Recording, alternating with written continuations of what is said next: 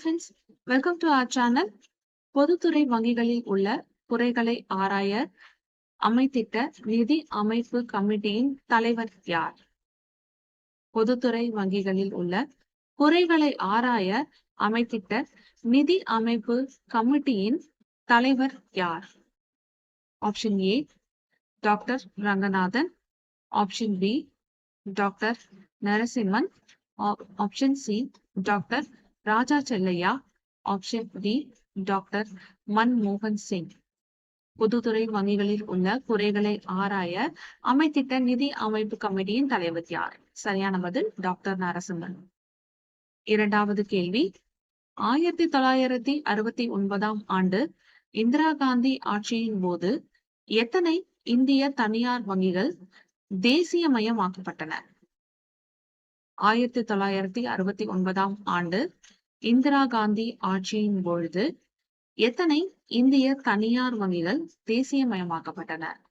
Options: option A 10 வங்கிகள், option B 13 வங்கிகள், option C 14 வங்கிகள், ஆப்ஷன் டி 20 வங்கிகள்.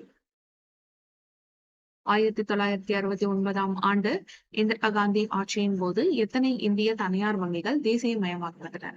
சரியான பதில் 14 வங்கிகள். மூன்றாவது கேள்வி என்னன்றதை இப்ப பார்க்கலாம்.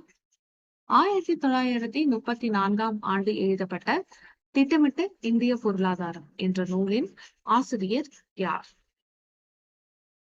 Option A doctor Gadgil, option B M Visvesvaraya, option C Pandit Nehru, option D Morarji Desai.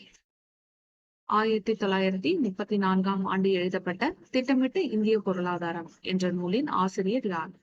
சரியான பதில் எம் விஸ்வேஸ்வரய்யா.